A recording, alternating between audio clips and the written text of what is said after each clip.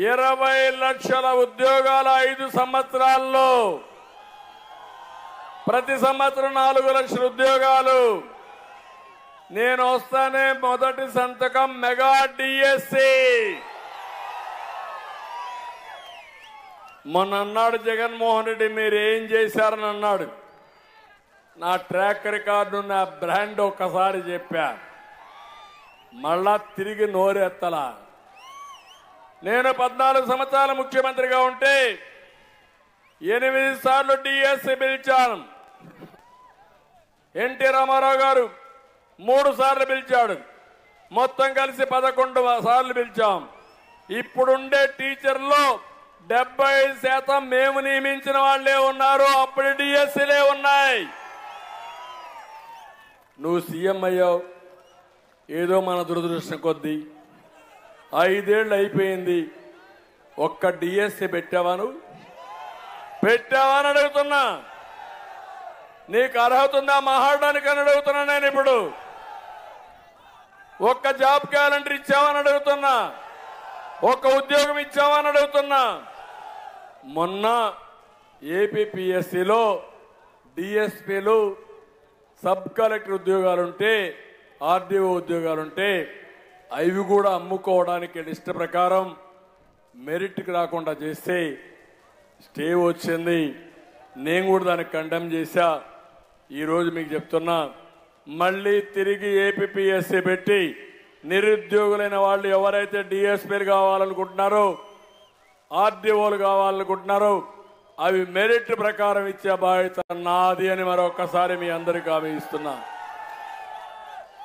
Service కమిషన్లో recruitment open చేస్తాం. Work from home కూడా ఇంట్రడ్యూస్ చేస్తాను. మీ ఇంటి దగ్గర కూర్చొని అమెరికా కంపెనీలో పనిచేసే విధానం, బాపట్లో మండల హెడ్ క్వార్టర్లో వర్క్ స్టేషన్లు పెట్టి ఇంట్లో బోరు కొడితే అక్కడికి వచ్చే పనిచేసే విధానం. తమ్ముళ్ళు, భవిష్యత్తులో పనిచేయాల్సిన శారీరకంగా కాదు, తల పనిచేయాలి, బ్రెయిన్ పనిచేయాలి, తెలివి ఉండాలి. జగన్మోహన్ రెడ్డి మరికి పిచ్చోడైతే చాలా ఇబ్బందులు వస్తాయి. కానీ భవిష్యత్తు మంది. ఆంధ్రప్రదేశ్ యువతని ప్రపంచానికి అనుసంధానం చేస్తాను. ప్రపంచంలో ఉండే అన్ని కంపెనీలు తీసుకొస్తాను. దర్జాగా మీరు పనిచేయండి. మీకు స్కిల్ డెవలప్మెంట్ చేపిస్తాను. ఇంకా బాగా చేయాలంటే బెంగళూరుకి వెళ్తురు, లేదంటే హైదరాబాద్కి వెళ్తురు, లేదంటే అమెరికాకి వెళ్లే విధంగా మిమ్మల్ని తయారు చేసే బాధ్యత మాది, నాదని మరొక్కసారి మీ అందరికీ హామీ ఇస్తున్నా. ఇది వచ్చే వరకు 3,000 రూపాయలు నిరుద్యోగ భృతి కూడా ఇస్తా. మీకు అమ్మా నాన్న పైన ఆధారపడక్కర్లేదు. చంద్రన్ ఉంటాడు మీకు అండగా, మీకు అన్ని చేస్తా. మళ్ళీ డబ్బులు కావాలంటే సంపద సృష్టించాలి. ఆ సంపద సృష్టించే విజన్ నాకే ఉంది. ఎప్పుడో తయారు చేసే ఒక విజన్ 99లో 2020 విజన్ హైదరాబాద్ తయారు చేస్తే ఆంధ్రప్రదేశ్కి, ఈరోజు మీరు హైదరాబాద్ చూస్తే అమెరికా వాషింగ్టన్ కంటే న్యూయార్క్ కంటే బాగుందంటే అది దూరదృష్టిని మరొక్కసారి మీకు తెలియజేస్తున్నా. ఇక్కడ డబ్బులు కాదు కావాల్సింది, అనేక మార్గాలు ఉంటాయి. కానీ ఒక వ్యక్తికి తెలివితేటలుంటే సంపద సృష్టించడం కష్టం కాదు. ఇంకొక పక్క యువతను ఒక పక్క ఆదుకుంటూనే చదువుకు కూడా ఎక్కువ ఫోకస్ ఇస్తాం. అవి కూడా చేస్తాం. పేదవాళ్ళందరికీ పింఛన్లు 2,000 రూపాయలు చేసింది నేనే కదా అని అడుగుతున్నా మిమ్మల్ని. ఈరోజు హామీ ఇస్తున్నా, మొదటి తారీఖున ఇంటి దగ్గర 4,000 రూపాయలు నెలకు పింఛన్ ఇచ్చే విధానం తీసుకొస్తాం. ఈ ముఖ్యమంత్రి దివాలా తీశాడు. ఉండే డబ్బులన్నీ కాంట్రాక్టులకు అమ్మేసుకున్నాడు. డబ్బులు లేకుండా పింఛన్ ఇవ్వకుండా మనవల్ని బురద జల్లే కార్యక్రమం తీసుకున్నాడు. ఒక్క విషయం మీరు గుర్తుపెట్టుకోండి, ట్యాంకులో నీళ్లుంటే కొళ్ళాయిలో నీళ్లు వస్తాయి, అంతేనా? ట్యాంకులో నీళ్లు లేకపోతే ఆయన పరిస్థితి అది. ఇప్పుడు రాష్ట్రంలో ఆదాయం రాకపోతే బటన్ నొక్కితే ఏమవుతుంది? ఓ టొట్టి బటన్.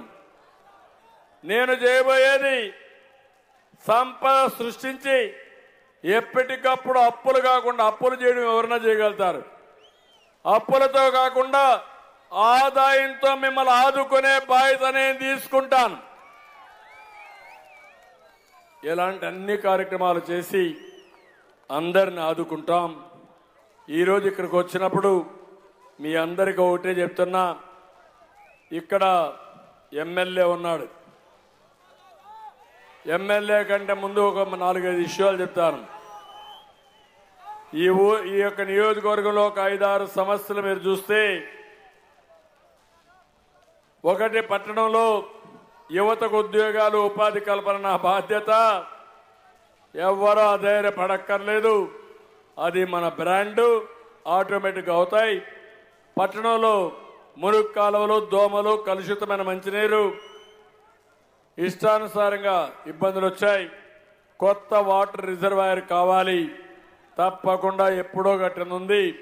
ఆ రిజర్వాయర్ నిర్మాణం చేసే బాధ్యత మేము తీసుకుంటామని మీ అందరికీ హామీ ఇస్తున్నా. బాపట్లని టూరిజం హబ్గా తయారు చేయాలి, చేస్తాం. అక్వా కల్చర్, హార్టికల్చర్ని పెద్ద ఎత్తున ఇక్కడ అభివృద్ధి చేయాలి, దీన్ని కూడా చేస్తామని చెప్పి నేను మీకు తెలియజేస్తున్నా. ఇంకో పక్క బాపట్ల గ్రామాల్లో త్రాగునీరు ఉంది, నీళ్లన్నీ ఇంకిపోతాయి. దానివల్ల ఏ ట్యాంకులో కూడా నీళ్లు ఉండడం లేదు. ఇప్పుడే కొత్త టెక్నాలజీ ఒకటి చెప్పారు, HDPE అని. ఒక దాంట్లో కానీ మంచి షీట్లు వేయగలిగితే నీళ్లు ఇంకకుండా బ్రహ్మాండంగా ఉంటాయని, ట్యాంక్ మారిగా ఉంటుందని. అదే మరి దానికి కావాల్సిన పశువులు బాగుంటాయి.